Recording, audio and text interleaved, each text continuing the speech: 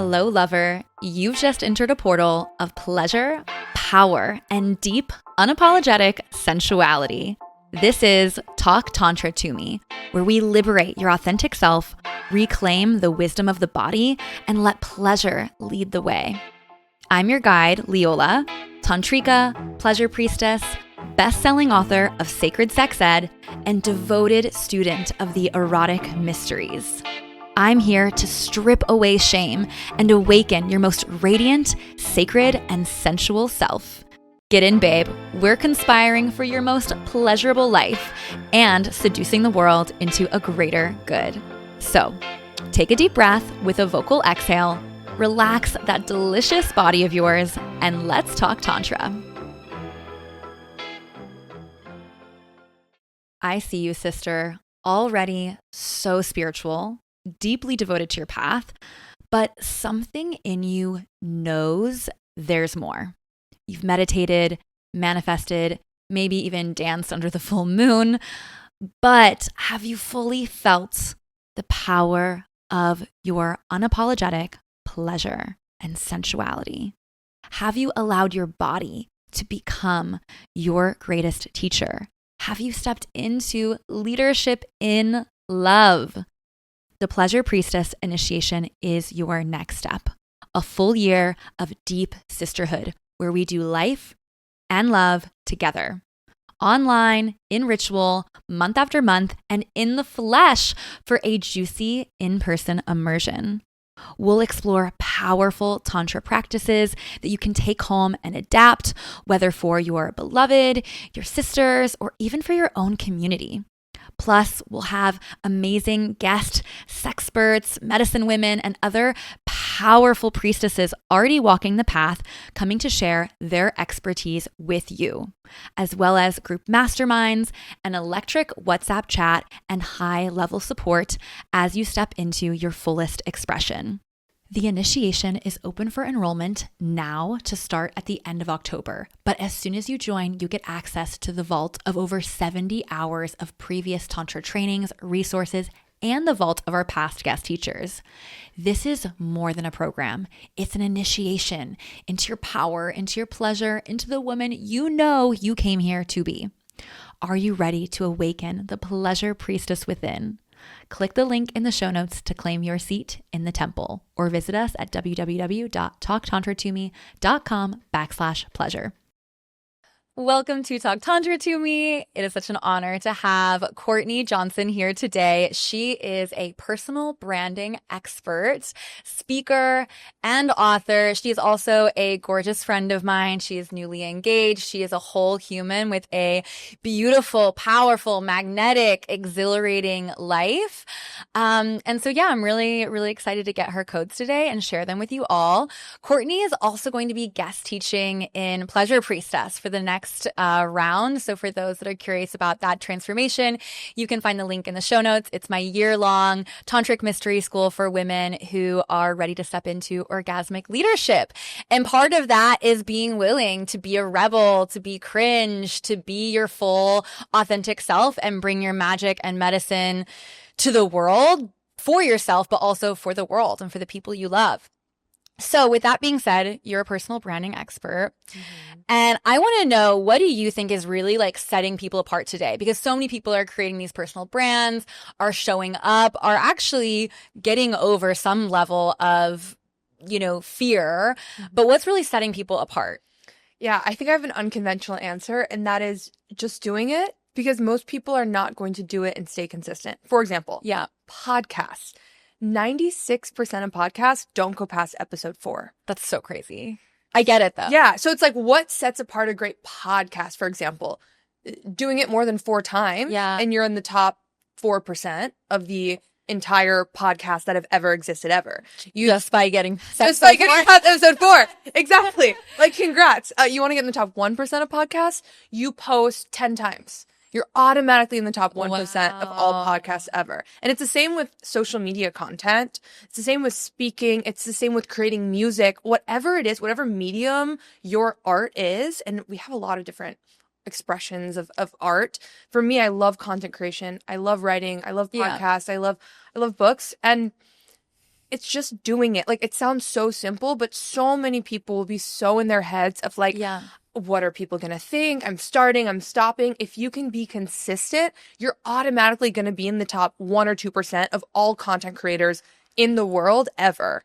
Now, obviously, there's ways to even optimize further, but the thing I love to teach people is that there's 2 games. There's the game of consistency, and then there's the game of optimization and authenticity, of like really showing up as your full self. And a lot of times it can be hard to play the second game if you're not showing up, right? Yeah. It's like you can't really train for a marathon if you've never gone on a walk, right? Yeah. And you're not like going outside consistently. Mm-hmm. Yeah. So I really resonate with this because when I started my podcast, which now was 5 years ago, crazy, I very much went into it like, I don't know if I'm going to like this. I don't know if this is going to work. I don't know what this is, but I feel a deep call to share.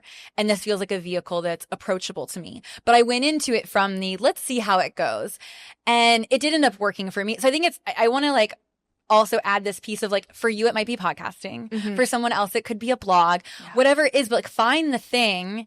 Don't just give up. Like if the podcast isn't working, if you're not liking it, first of all, get curious about why are you not liking it? Is it because you actually have imposter syndrome that's keeping you from actually enjoying the process? You're afraid of being cringe, which we'll get into in a moment. Or is it just not for you, but there's another vehicle? And maybe don't necessarily be consistent with something that isn't working for you, but be consistent with the dream and with the vision that you have, right? Like to me, that's what it means to be in our divine highest self, is to be consistent with the vision that our soul came here with. Yeah. Right. There's you and there's your dream and vision and life's purpose, and everything in between is kind of noise. It's the game we get to play, right? Mm-hmm. It's the obstacles that we get to overcome. And if you're not clear on the medium, like that's okay. It'll come. You can test, you can experiment. But again, like if you feel a strong calling to write music and you're only showing up to Smokey Mo's bar every other Thursday and not putting your work out online or not putting it out consistently, like it'd be really hard to grow. And if you're solid in like, it's music and I'm gonna go do something 100 times, like I really recommend, if you feel a pull to something, like again, maybe it's posting your music on Spotify, maybe it's posting on Instagram stories, maybe it's creating a blog, do it 100 times before you give up, because that really can give you a strong data set of like, did I enjoy it? Was I just in the dip and that's why I quit? Like, is it getting real with yourself?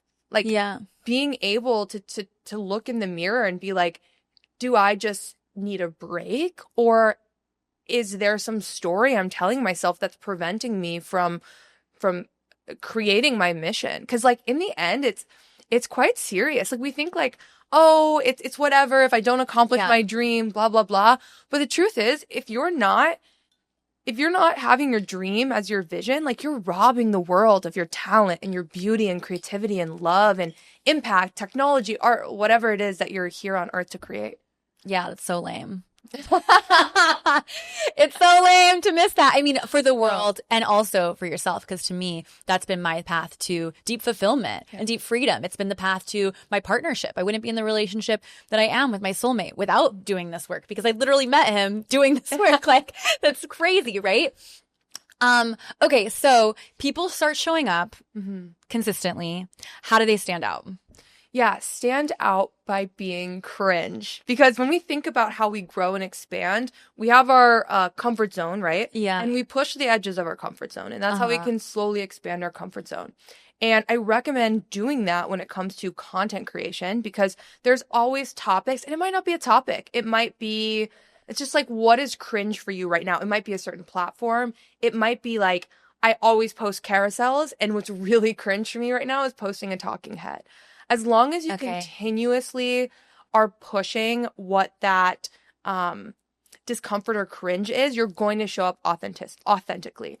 And we also have the masculine side of content creation and the feminine side. So the feminine side is usually what goes viral, what gets a lot of people on your page. Sometimes it's like the controversial. The way I explain the feminine side of content creation is you're driving in the car or you're taking a shower and you immediately get an idea and you're like, I have to write this down right now. Like right now, this came out of nowhere. There's no strategy. Usually it's something random. Like you're channeling. Yeah, you're channeling. Exactly. That's the feminine side of content creation. Typically, again, that goes viral, that it gets big, but it's not always like it would be very hard for your entire content strategy to just be like from that, right? Yeah. Then we have the masculine side of content creation. This is repurposing content, having a schedule. This is having a strategy where you know what's going out what day. And what I find that people who don't stand out are really in one of those energies or the other. And if you really want to stand out and create the conditions to be really authentic and vulnerable online, you get to have a structure that you're going to follow. Nothing too intense, but I'm going to post at least 2 days a week. And here are 2 topics I can post about. And you're also going to be open and impulsive to those ideas that are immediately coming to you. Okay, sweet. Would you say like call to action is more masculine as well? Like having that strategy behind, especially if you're a coach or in like the digital marketplace, like you're not just on, and I think most people, like even influencers, aren't just on Instagram because they like posting, like they have brand deals, all of that. So like the call to action, things like that, is that masculine? Like, I'm guessing that's how that fits in, or? Yeah, I would say that's pretty masculine. Cool. I have a sort of, this is edgy for me. Probably not as edgy for you, but okay.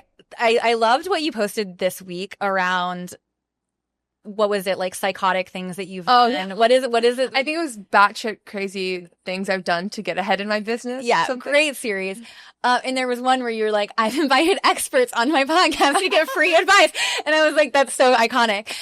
So I'm going to take a leaf out of your book here and be like, okay, cringe-o-meter for my brand. Like, where do I land? 1 to 10, 10 being like, you're really maximizing cringe.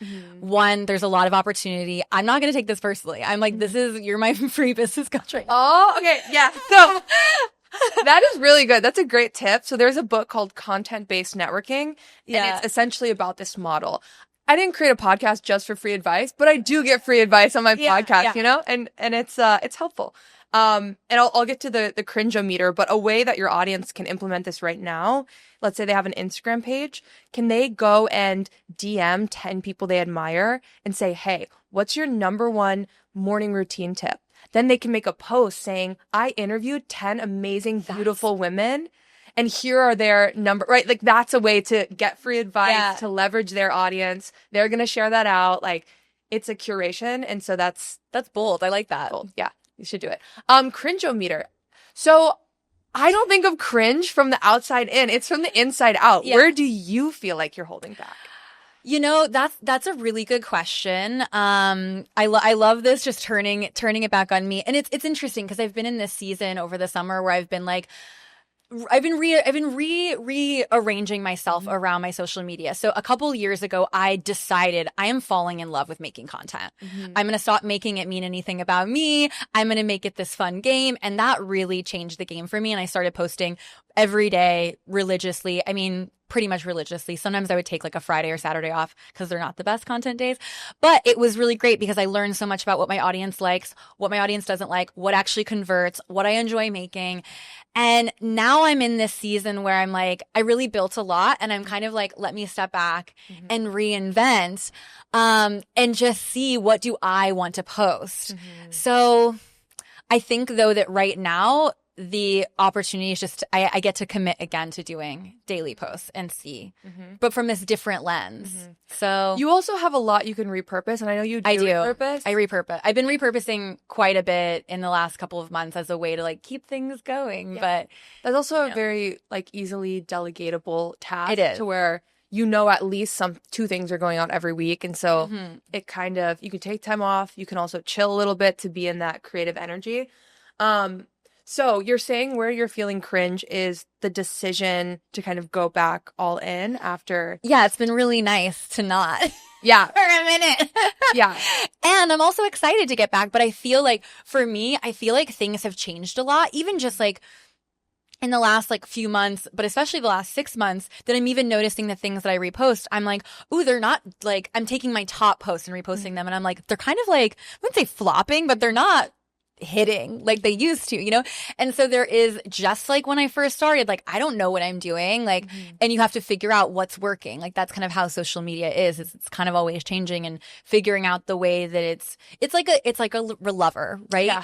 The best lovers actually aren't going to stay the same until you die. You want them to grow and you want them to change, because that's how you grow and you change, through the lens of witnessing them. And that's a big like edge for me though to like I get into the space where I'm frustrated about like why isn't this hitting anymore, or like, oh, I've got to learn it all over again, I'm exhausted, versus what if this is like a lover, what if this is like a friend that's grown and evolved and I get to like find my new relationship with What if it can be fun? What if it can be fun? It gets to be silly. Yeah, what if it gets to be dumb sometimes? Silly.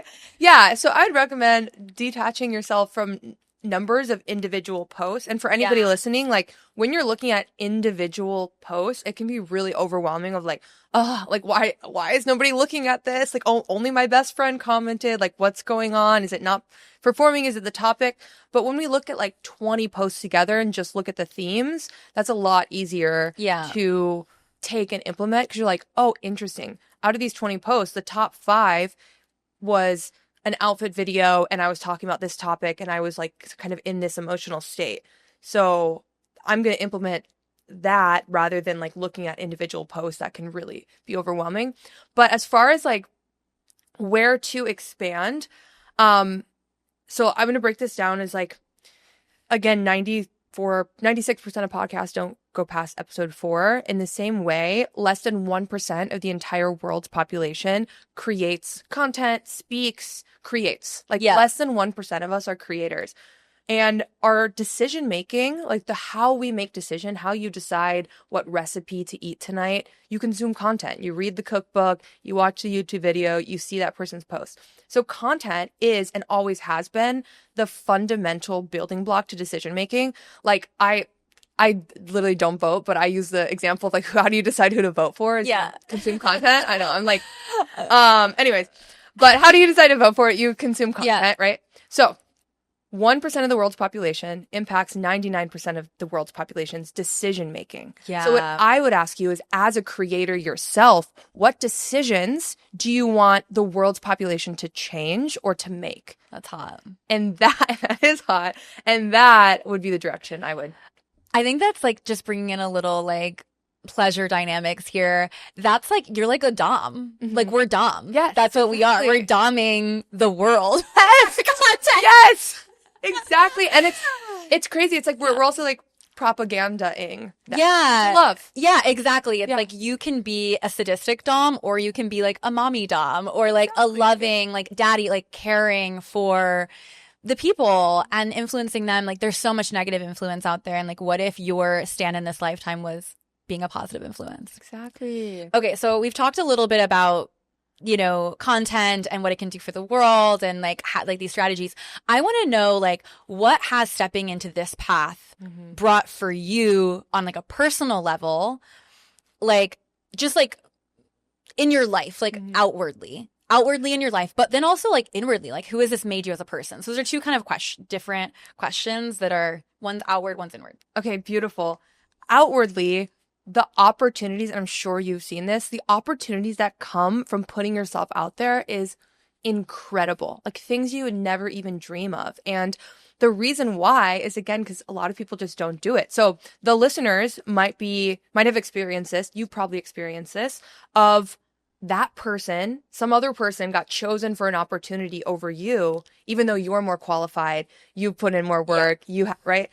Usually that person is chosen because they're putting themselves out there and they have top of mind awareness with whatever decision maker. And so what happens when we put ourselves out there consistently is everybody gets top of mind awareness of us. It's like if I say, name a chef, the first chef that comes to your mind owns top of mind awareness share in your consciousness. So when you own this share of other people's consciousness as the yoga instructor for menopausal women, or the blah, blah, blah for blah, blah, blah, you get the opportunities because the distance between the decision maker and you shortens. So opportunities, I mean, I got a book deal with literally the largest publisher in the world. I've made a lot of money. I've made incredible friends. I've got speaking opportunities. I've got brand partnerships, just like things that just come out of nowhere. Yeah. And what's cool is it becomes a lever to where you know that if you want to make money, get a speaking gig, whatever it is that you're desiring, make more friends, create more community, you can always pull that lever. It's like your following becomes a bank account. You can like ask for what you need. You can put out a desire and people are going to help you fulfill that desire. Like it's so magic. So that's externally. Just a fuck ton of abundance. Yeah. Internally, I mean, it's been such a big part of my path that at every level I get the opportunity to expand and go through whatever is holding me back. So like truly just this constant transformation internally has been huge. It's so funny because a lot of people will come to my courses and programs and be like, I thought I was just optimizing my LinkedIn profile, and now I'm like crying about my childhood trauma. And I'm like, yes, perfect. You fell into my trap, you know? You're in the right place. In the right place. So yeah, internally, a lot of transformation and a lot of confidence, and also a lot more assurance in my dream and my mission of like, okay, I'm on the right path. Like I'm doing the thing that I'm meant to be doing. Yeah, I can attest to that. For me, it's brought me so much more confidence and self-awareness and self-love and alignment and ease. Like I remember the version of myself that was afraid to read The Woman's Anatomy for Pleasure while I was out for like a solo dinner. And now I'm the woman with the word sex on the cover of a book, you know, like, and that happened not because it really happened because of the consistent showing up for the version of myself that would become that author. And that looked like regularly, you know, scheduling podcast episodes, regularly showing up in groups of friends as the authority on this one topic, regularly showing up on Instagram in this way, like really trusting what I was learning and growing through and showing up as the reflection of that. And yeah, I'm really grateful for the woman that has been on the other side because she's way more free and abundant and alive. So there's a ton of identity work that you can do in content. Like be your alter ego, be the future version of you, and create content from that place, and then you're gonna mesh. It's like a immersive theater mirror work. Yeah. I saw this post the other day that I thought was just brilliant. It was going viral, and it was this woman that said, what did she say? Something along the lines of the type of rich where you're the first woman in your lineage to do whatever the fuck you want. And so many of us have that, right? Like so many of us are so wealthy because not because of the money in our bank accounts, not because of even like the very obvious like expression of what we have and do in our lives, but because of the choice that we have to be and do whatever we want. And like what a beautiful expression to use our beingness to be what we envision the world to be, which is one where women have more freedom, more choice. I'm sure that's something that like you've created in your life, the freedom, like financially, like etc. Do you want to speak into that at all? Yeah, it gives you a ton of freedom because again, you're pulling these levers. You have all of these levers that you can always pull if you are desiring something. And you're right, the abundance goes beyond just material abundance. But let's say you are really desiring right now to, I don't know, adopt a puppy. Yeah. And you can use your audience and post and say, I'm sourcing a puppy, so help me find a puppy. And like people will want to help you, right? Like they want to help you. If you want to make money. Did that happen to you? Because you just adopt puppies, didn't you? No, it didn't well, I did see my puppy on Instagram and then I adopted it, but I didn't post about it. I actually have my clients like every single month. They make a list of their goals for that month and they post it on their Instagram stories and have to tag like 20 friends. So their friends repost it. And anyways, so many goals that way. Anyways, the levers. So if you want to make money, you have the freedom to pull the lever of putting out an offer. Yeah. If you want to create community, you have the lever of mobilizing the people around you to come together. There's just so many levers of abundance that you have access to, and that gives you more choices and more freedom. But I love talking about freedom and autonomy for women because it is like we are so blessed to be living in 2025 where we really can choose to follow our dream. Yeah. Okay, so we've talked about all the pros, all the wins, all those. I want to like, what's the hardest thing about, you know, having a personal brand for you? Like, what's the most challenging piece? What are the pieces where like you find resistance at times? I'm curious to know that. Yeah. The most challenging piece, you know, I have a lot of trolls, but it's never the troll. Yeah. It's like if personal people in my life Yeah. say something, then I'm like Tender. That gets a little tender. What else is challenging? You know, content for me right now is at a point where it's like brushing my teeth. Like I've done it almost every day for 5 years, where I wouldn't say that part is challenging. Oh, you know what's challenging? Leadership. Like now that I'm in a point where I'm leading others and, you know, getting people excited about my vision and my dream and to support me in my content, I would say that part's a little challenging and tricky. Yeah, I resonate with the troll. Okay, you said that the trolls don't bother you so much. Was there ever a point where they did? You love it. Okay. Yeah, no, I'm like, I have like a sick love. Like kinky love for the trolls. I fucking love it. And I like Give us troll codes. Yeah, okay. Well, they're not trolls. They're engagement fairies, first of all. Love it. Yeah. So so cute. We love engagement fairies. They bless your timeline. And most of them are bots. So they're not even real. You're just arguing with like a chat GPT.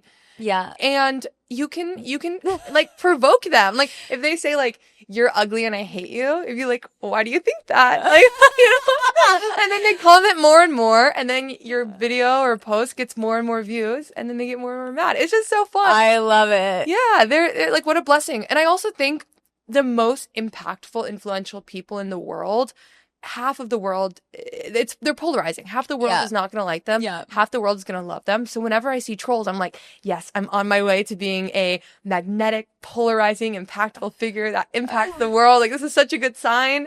I just love trolls. I love it. I love this reframe. So I've had I'll just share my personal journey with this, because I used to be the type of person where I would like brace myself before opening my Instagram, because I was like, especially with the type of content I produce, which is polarizing in nature. We're talking about really taboo topics that people aren't going to get always. It's going to trigger people. And so there was a period where I would like open it and like kind of like brace myself for like, okay, what are people going to say? And it's interesting because when I went in with that energy, I was actually attracting way more of that kind of content, the trolls and the hate or whatever. But for me, it was this real journey of like figuring out, okay, like what am I making this mean about me? And like what power am I giving away? And like what is going on in my nervous system that I don't trust myself this much? Like I don't trust myself to be able to handle a dumb comment from a random, like I'm taking it that personally. And for me, it was a big healing of this core wound that I have around being inherently bad and wrong. Because where I grew up, it was like, the being that I am in this world just doesn't fit in Wentzville, Missouri. Like that just doesn't make sense. Girl, neither in Tyler, Texas. Yeah, right? And so it's like, yeah. So anyways, but I really love this sexy, playful, dumb, silly way of, I really love the word dumb. People really get triggered by that word. And it's so funny because when I was a kid, that was like the worst thing that someone could call me, because I really prided myself on being intelligent beyond my years. But now I love using the word dumb and throwing and like being like, that was dumb. That's so silly. It's a silly goose. Really, it's so silly goose. And also like you get to have empathy for them too. Like for example, you might post a post about a relationship or something, and maybe they're saying like fuck that's impossible, like whatever. They might say something that makes it seem like their belief is it's impossible. Yeah. The great example, I posted something about like, here's a side hustle that could make you $500 extra a month, and people are in the comments being like, you're such a scammer, like no way. And I'm like, I have a lot of empathy because I'm really sad that you don't think making $500 a month is possible. Yeah, right. So it's like, what do they not think is possible that they're being so triggered? And it's your job to trigger people. Like fuck yeah, it is. I love to trigger people. Yeah, I am the woman that I would have unfollowed years ago because I triggered you know what I'm saying? Like, the version of myself 6-7 years ago would have unfollowed who I am today, because who I am today would have triggered that version of myself. And so like I constantly remind myself, I'm like, yeah, I get it. Like I get it. I was her too. So yeah, I love that. Okay. If you're listening to this podcast, I'm going to go out on a limb here and say that you are a rich bitch. Not necessarily in the type of wealth that shows up in your bank account or in the type of car you drive, but the type of wealth that hums in your bones and sings from your lineage, because you are probably one of the first, if not the first, women in your lineage that can do whatever the fuck she wants to with her life. Your ancestors didn't put up with plague, genocide, or slavery for you to have a life that just looks good on paper. I say fuck the paper and become unfucking forgettable. Not by shouting louder, but by being so you that people literally can't look away in the best way possible. I'm inviting you to step into a sacred rebellion. I am hosting a free Tantra Playshop for women to strip away the rules and experience the thrill of being fully and unapologetically themselves as God intended. It is called Sacred Rebel. It's happening on October 8th at 3 p.m. Pacific, 5 p.m. Central, and 6 p.m. Eastern Time. If you can't make the live, we'll send you the replay, but you do need to be registered either way. This is going to be an embodied experience, not just me talking at you on the podcast or a slideshow deck or lecture. No, it's going to be real embodied tantric practices that I normally save for my private clients and retreats and masterminds. This is a space for you to break up with anything that isn't giving you purpose, pleasure, or a paycheck. So find the link to sign up in the show notes. Again, October 8th, mark your calendars for Sacred Rebel. Let's switch gears and chat a little bit about how you've done some work around Tantra and sacred sexuality. And so I'd love to know how that's impacted your business and your, like, how you show up online. Yeah, so many ways. It's like one of those things that just permeates your life, right? It's like philosophically permeates your entire life. A few things. First, I just want to share that I had a feminine embodiment coach a few years ago that I'm gonna add this to my batshit crazy things I've done to get ahead of my business. That had like a turn on ritual for sales calls. Yeah. And that's how it started. This was like, I don't know, 2022 or something. And it was this turn on ritual for sales calls. And I just kept closing deals when I was horny. And I was like, damn, this really do be working. How do I go deeper into it? So actually my journey with Tantra and just like sacred sexuality started with learning to be in my own energy when I'm really enrolling somebody in my vision. Yeah. And then I was like, oh my God, this is so powerful. How do I take this even further? And learned more about Tantra. Your retreat was so amazing. But how it's impacted my business, really just presence and slowing down like that you learn and embody in Tantra permeates every single part of your life. And even as an entrepreneur, like you're busy, you're going, whatever. And to be able to anchor in and have that feel safe in your body, like just makes everything else in your life so much more easy and pleasurable. And then lastly, the pleasure aspect, like realizing how, again, Tantra permeates every part of your life and everything becomes pleasurable. Even the pain, even the crunchy days that are hard, you can transmute that. And that makes the journey just so much more joyful. Yeah, it's really rewiring your brain, rewiring your nervous system. It's just such a powerful body of work. And now you're also engaged, which is fucking amazing. Congratulations. Yeah, I need to get the ring size, but it's on the wrong finger. It's so tough because, mine was also like a half size too big. I was in South Africa when we got engaged and we went to a jeweler because I was like, I want to wear it on my fucking engagement trip. I'm not going to wear my engagement ring. I just got engaged. And they were like, well, it was so sketchy. They were like, well, we can just like wrap some tape around. So they wrapped a bunch of scotch tape around my ring to like make it fit for like the other like week or so of my trip. It was rough. I'm sure it looked great. You know, it was really gross, but the tape was like so disgusting. But I was engaged, okay? Yeah. So you're engaged now to an incredible man. The Tantra retreat. I'm curious how that impacted like your union. Yeah. It really deepened our union. Like there's infinite layers of connection, and just to be able to go so deep and create more intention around our connection. Like I think that's the biggest takeaway from the Tantra retreat is like creating intentional time and being like allowing something to become so holy, like a ceremony, allowing our connection time, our sexual time to be so intentional. And like, by the way, if you're listening to this, you haven't been to the retreat, get your little tushy to the to the website and go apply. And really deep. Like it unlocked a new layer of our relationship that led to my engagement. Oh, really? Yeah, for sure. I'm gonna take that quote. Put it in your marketing. Yeah. If you want to get married, take your rent. Tantra Love Retreat. No, actually, for real, like Lucas and I both were like, he's divorced. He's like, I'm never getting married again. I grew up in super religious where it's all I could be as a wife. So I'm like, I'm never getting married. Like, for real. What? Yeah, we were like, we're never getting married. And now we're, Okay, what are you most excited about in getting married? What I'm excited about is just like the minute we got engaged, this whole energy shift and like up level happened. And I didn't expect that. I was like, Yep. oh, we're just engaged now. Great. No, like I feel maybe it's with the men, just feeling so much more like embodied, responsible, whatever. But I'm excited to see how just the different layers continue to unlock and see how our relationship continues to deepen. Because he opened a fucking portal for sure. I really resonate with that. It's not like not everyone is meant for marriage in their lifetime. I'm not the person that like marriage is the only way to like really be a human. Like that's not me. And my experience in it has been when two people align their goals and their vision, like things like time collapses, things happen so fast, things move. Like I think both Andrew and I, our income wildly increased like immediately after we got engaged. His company got sold.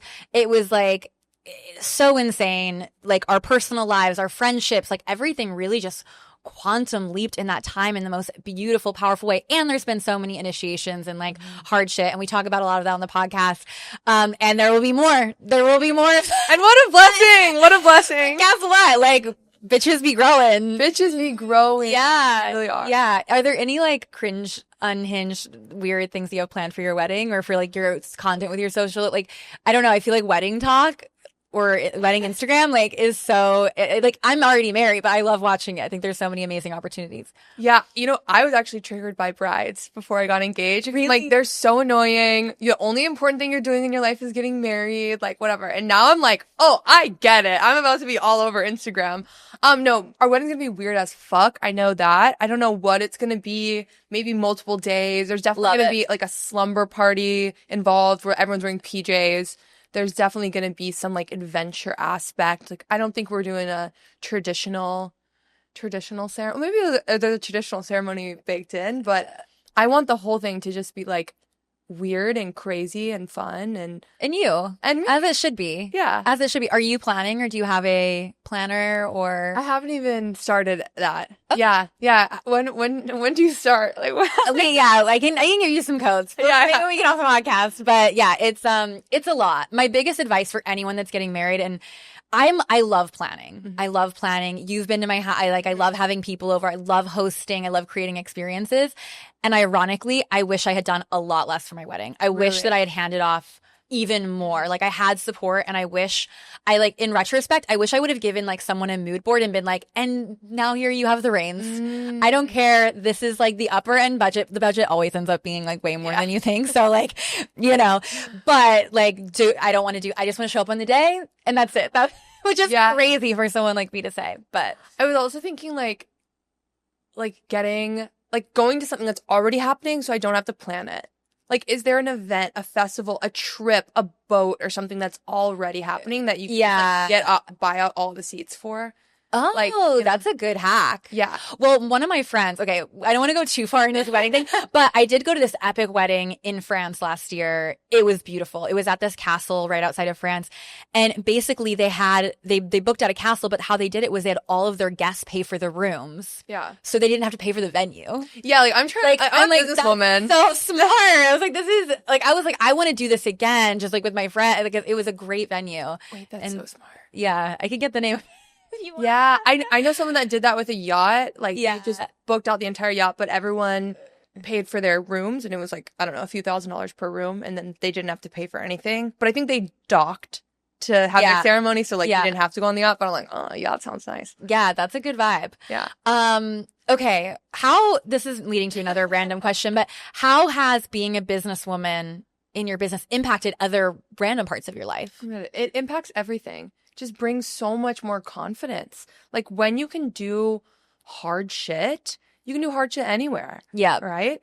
And the power, like it really gives you so much power. It's been, everybody's path is different. Not everyone is called to be a businesswoman, but it's a powerful fucking, powerful expansion. Yeah, absolutely. Just so much leadership. Yeah. Yep. I totally agree. And for me, that's been it's been deeply linked to my pleasure path as well. You know, like how you do one thing is how you do everything.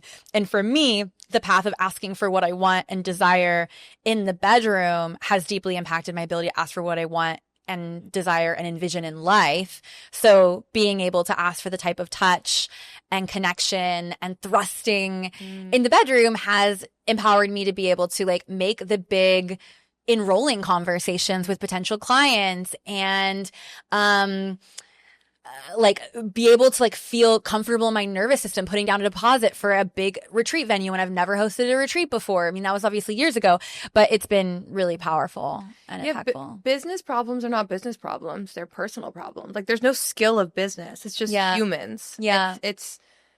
And so my clients will come to me being like, Courtney, I'm having trouble setting a boundary with this client. I'm having trouble asking for what I want. And you're so right. That permeates every area of your life. It's not like you are having trouble setting a boundary in your business and then you're so good at setting a boundary with your friends and partners. Like it doesn't work that way, right? Like how you do one thing is how you do everything. It permeates everything. So you can see your personal life, your relationships, your personal growth as a mirror to anything you're doing in your business, your art, your content creation, whatever. It's all same running into the same problems. Yeah. And I also think one of the dope underrated things that people don't talk about so much is you start to surround yourself with really like the clients that I've had have been such activators for me in what's possible in my business, but also my love life. Weirdly, like they're working with me for Tantra for their love life, but seeing how they operate in other areas of life has been really eye-opening and powerful for me as well. Yeah, I really want people to know that they can do it. Like some of the people that are listening are like, yeah, I've been building my business. Maybe you've mentored them a little bit on their business. Love it. By the way, I did your business and pleasure. So good. Also, literally use me as a review. And some people might be thinking, yeah, I get it, but that's not for me or I can't do it. And I would really encourage you to look at the stories you're telling yourself and see if it's actually a desire, a boundary, or if it's a fear. Yeah. And I'm sure you deal with that a lot too of like, is this actually a boundary or am I scared? Like I ask, I ask people that like on social, I'm like, is it a boundary that you don't post about your relationship because your partner made that boundary and now you're honoring it? Or do you desire to post about your relationship and you're just scared and we get to work through that together? So like, how do you see the difference? I have so many different, like, I'm like, I want to go this way, I want to go this way, I want to go this way. Yeah. So the question, I'm going to answer what you had to say. And yeah, I wanted to ask next, after I answer that, I want to ask you, what's the difference between sharing vulnerably, authentically, being comfortable being cringe versus spilling all of your tea in a way that's like out of integrity or like isn't magnetic, like it's just like a mess, like chaotic, right? So okay, so for me, you asked how do I balance the like when you're working with a client and they're like, Leola, this is a boundary that I don't ask for this, but you might sense that maybe it's not a boundary, maybe it's just a fear. Yeah. And how do you help people separate the fear from the boundary? I think we talked about this at the retreat too. Yeah. So I think that there's this belief, right, that's running through many communities, especially as the feminine has come to rise, which we love. But there's this belief that if it's not a fuck yes, then it's a fuck no. And I'm a fuck no to that mentality because there are so many things that we do because they're not a fuck yes. Like I go to the dentist because it's definitely not a fuck yes for me to go to the dentist. It's not to me, I am a fuck yes to paying my bills now, but there were times in my life where I was very resistant to paying my bills. But we do so many things that aren't a full fuck yes. And the reason is because we can see that there is some possibility in the long run for us, right? And so for a lot of us, like it feels like it's a boundary, but really it's just outside of our comfort zone, or there might be a story attached to it or a past trauma or otherwise. And like, we're trying to survive, but there comes a point where your nervous system is regulated, babe. Like it's time to thrive. Like you don't need to keep boxing yourself in to survive. You're surviving. You're good. Like use your tools. Don't overblow your nervous system, but let's push the edge a little bit. Like there's a difference between pushing your edges and crossing your boundaries. And I'm a big fan and advocate of pushing your edges because that's where growth happens. Yeah. So to answer your questions around how that reflects on social media, same. Yeah. Like, same thing. Like, we don't want to blow out your nervous system by totally, I don't know, talking about some trauma you're not even ready to address yourself. And there's layers to it, right? Like, let's say you desire to share your story. You don't have to share every single detail of your story. You don't have to share that traumatic thing. But if you feel called to share your story, there's a reason. Maybe you could share a very 10,000 foot view of your story. Now, your question of what separates the like kind of messy, out of integrity, going really crazy with with vulnerability, I think it's intention. Like, why are you doing this? And really being clear. Is your intention just to get attention? Yeah. Is your intention to, like, I don't know. I've definitely done posts where it's like, I'm going to post this because I know so-and-so is going to see it. Yeah. And they're going to be jealous and they're going to, you know. Yeah. Is that your intention? Mm-hmm. Or is your intention to genuinely serve and support and share? So yeah, getting clear on your intentions, I feel will anchor you in. I also feel like if you're worried about coming off as that crazy girl, you're probably not going to come off as that crazy girl. Like, the people that genuinely come off on crazy on Instagram, I don't think that they realize how crazy they are. Mm-hmm. You know, like, I think of like, and I feel like this is almost political to say, but like Britney Spears, for example, like, I don't think that she's like worried about showing up a little crazy, but she is a little crazy, you know? Yeah. So I feel like if you're worried about it, it's probably not something that, like, the fact that you care means that you're probably not going to cross that line. Yeah. Would you agree? Absolutely. 100%. Yeah. Like, people that are crossing that line they're not contemplating it. Yeah. And I would say too, start small. Like, when I very first launched my podcast, I was so freaking scared. And so yeah, like, in my first episodes, I had a ton of notes and I was very careful to frame things a certain way. And like, I never like, you know, went off and told like my deepest personal stories. And over time, I created safety around just talking about Tantra. And then I created safety around bringing in some more personal stories. And then with it, like, with time, I started just divulging a lot because I was reinforced by, first of all, this is safe in my nervous system. No one's going to come out to get me and kill me or, you know, put me in a psych ward. And two, it's actually validating because people are coming back to me and saying, thank you so much for saying the thing that no one is saying. Right. And so, like, you don't have to go flip the switch completely overnight. But yeah, I mean, do you have any thoughts on that? Or like, yeah, I mean, you're exactly right. Like, the mirroring back from others, like, if others are like, hey, this really helped me, like, that's amazing. That's a sign you're going in a great direction, especially if it's something like, oh, I'm going to share this story. I'm talking about something taboo. Like, you'll see that be mirrored back to you. What else was I going to say? I've got a question. Unrelated, though. Okay, unrelated. Yeah, you're talking about podcasts. I had a podcast thought, but I forgot my podcast thought. Okay. All good. Unrelated question. All good. It'll come back if it's meant to. It'll come back. Okay, so you were saying at one point, like, anyone can do it, right? Yeah. Now this is another, like, I brought you on under the illusion of being my podcast guest, but I'm going to get some unsolicited advice. Okay, love it. Okay, so LinkedIn. Can I do LinkedIn, do you think? Do you want to? I don't know. I don't know if I want to. What is it like? I don't know. Okay, let me tell you about LinkedIn. So there's 1 billion people on LinkedIn, and less than 1% post once a week. So it's like a very low bar.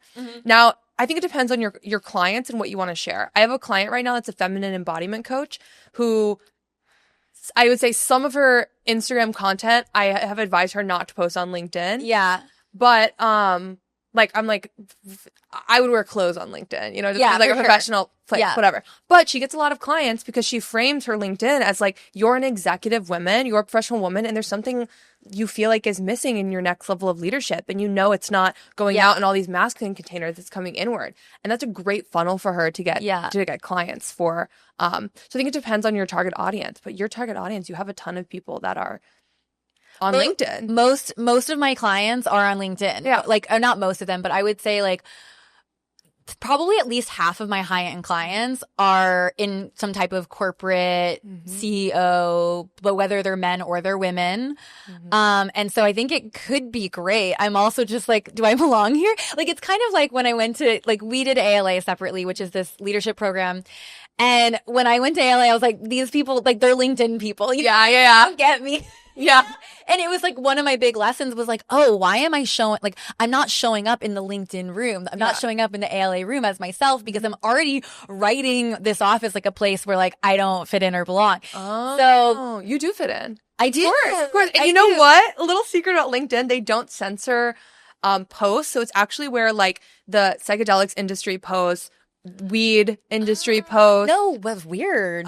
Gamble, like anything that's in a gray area that they ban you. I mean, I've had so many friends get banned from Instagram because I've been, yeah. Really? Yeah. Wow. I've had multiple accounts deleted. Wow. Yeah, Anyways, it's lame. LinkedIn doesn't censor. So that's really cool. I had one woman that I did, we cross-taught in each other's programs and we were in a high-end like business mastermind together, but she did this whole post about me in LinkedIn and like I got several clients because she, why am I not in there? Okay, I would recommend just repurpose your content, post once per week on LinkedIn. Actually, why not be naked?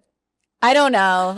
We'll start slow. Okay, start slow. So I'm like the dip your toes and we'll see. Dip your toes in. But once a week, and then you'll also, it's a big place to get like speaking gig, like good paid speaking gigs. Events.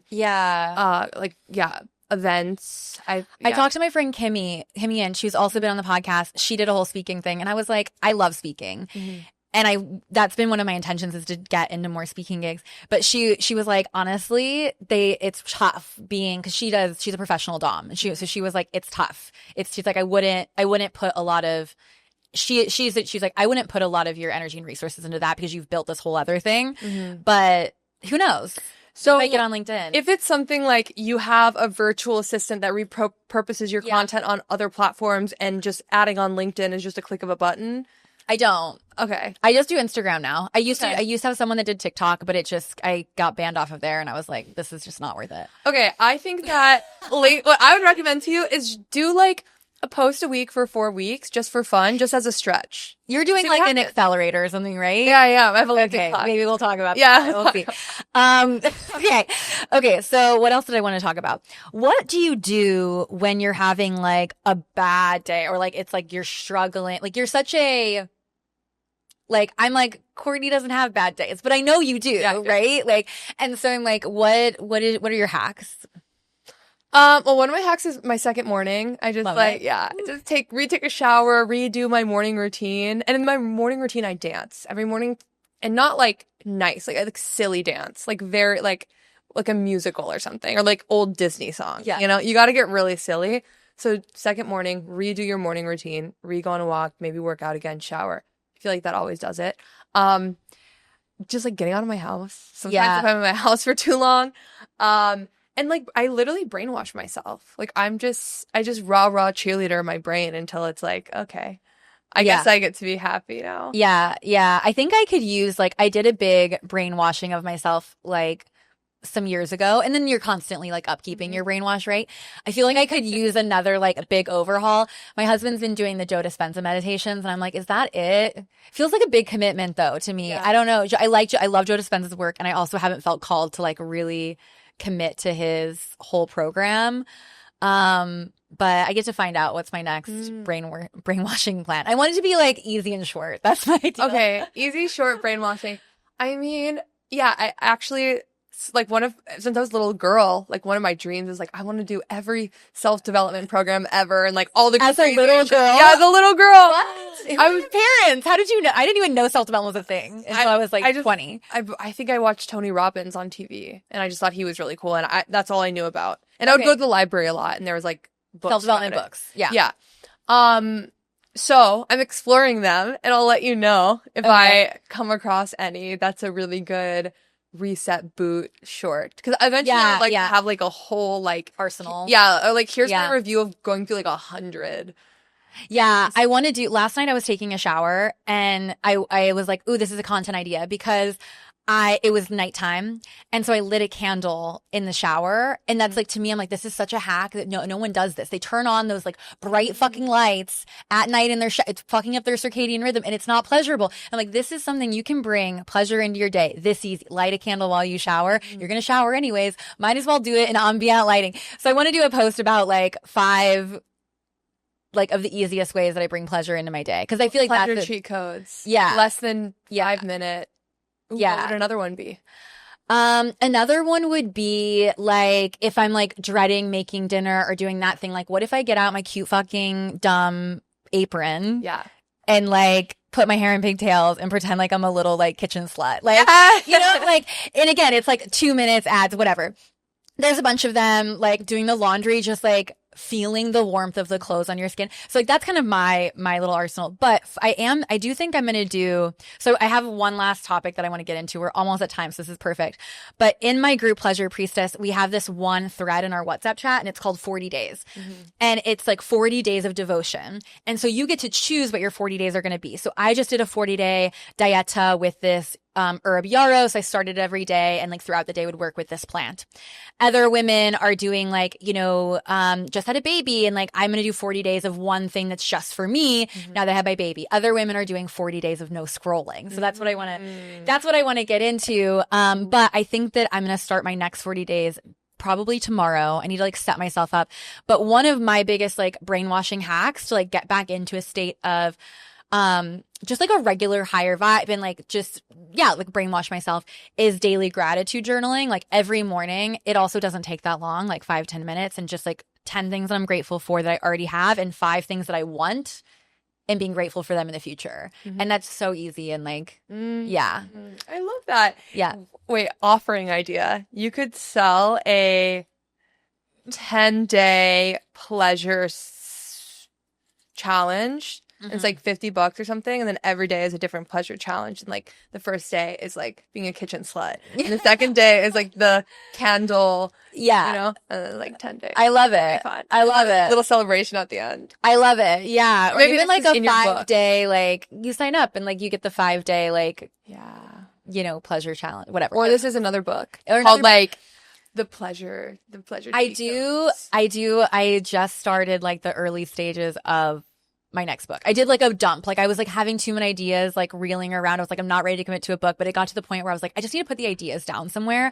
I don't have the capacity right now to write a book, but I think that I probably will starting at the end of the year if it feels aligned. There's a lot of things like personally, you know, we're like, and the listeners know we're in those early stages of starting a family. So I don't want to like put too many expectations on myself, and I really want to be alive and present for this chapter. And I also think that I could maybe I just want to see where my energy is at. A lot of pregnant women are like, I like was so creative and like, you know, and I hope that's me. But yeah, I think pregnancy just like opens up a crazy, beautiful, like psychic portal. Yes. But the book is going to have pleasure in the title. I have a couple of name ideas. I don't want to say anything yet. And the concept feels really good. It's like pleasure science, like what happens in your body and your brain. Like this is like the thing that people aren't looking at. Wow. So that's exciting. Well, when you start writing it, I run like book writing. Sweet. Retreats. They're not actual retreats. I just get Airbnbs with other girls that are writing. I love that. I did a lot of that when I was writing my book on my own. Just like would rent an Airbnb for a weekend and just write. I love that. Okay. So scrolling. This is, you know, for so many people, we're challenged by the addictive scroll, the doom scroll. What are your thoughts on like, getting sucked into the scroll as someone that is so online? 2 things. One, something I love to tell my clients is when they're like, Courtney, I'm too busy. I couldn't finish the homework. I couldn't finish this thing I committed to. I'm like, get out your phone, open your settings, check your screen time. And then they're like, and I'm like, you're too busy? You're too busy, bitch? Like, that's fun. And everyone has permission to do that with me too, because I'm definitely not perfect in this, but it's a really fun, little mirror to give people. Scrolling is neutral. Like, I've learned a lot from social media content, and it can be an addiction and it can be a way of numbing. Yeah. How are you using it? It's a tool. Yeah. It's like people, I mean, obviously scrolling is created to like casino your fucking brain. So there's some things I would recommend to make it healthier. I put my phone not all the way on black and white, but almost on black and white. And that's just like how it lives. I unfollow anybody that doesn't inspire me, even if it's neutral. Like I only want things that inspire me. Yeah. Like curate your algorithm, right? That can be a really positive tool. I actually was ghostwriting for this extremely successful CEO, and I was managing his Instagram. And I remember the first time I logged into his Instagram, it was just positive quote, positive affirmation, meme about how much you love your wife. Like the entire scroll was just so positive. I'm like, oh my God, but that's why, like, this is great. Anyways, so audit how you're using it. Yeah. Like, is it a tool or are you using it for numbing? And then just boundaries. My personal litmus test is I get to create more than I consume. I love that. So if I'm working on content for an hour, sure, I can scroll for 45 minutes, but I'm not going to consume more than I create. I like that. And I feel, I'm like, ooh, how do I track that? But I guess it's just really easy. You just look at the Yeah, I just look at the clock. Because I'm like, I can see my weasel brain being like, no, but I'm getting inspiration. Yeah, exactly. I do that. Well, I have a process for it. I have that too, but I have an inspiration folder. And if I'm actually looking for inspiration, I'm like, okay, I've saved 5 posts now. Yeah. I have to go back to creating. Yeah. Okay. Yeah. Sweet. All right. Any last things that feel like exciting that you want to bring forth that we didn't cover?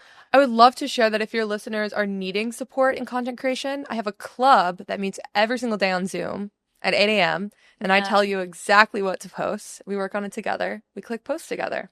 So. Oh my God, you guys click post together? We literally That's click like post together. Ritual. I know. That's so sweet. It's really fun. So yeah, you just go to my Instagram. Okay. Anything else? Anything coming up that, or otherwise, or where people find you? You have your own podcast. Yes, my I've podcast. been on it. Yes, it's a great episode. Slay the Gatekeeper, and we ungatekeep shit, you know?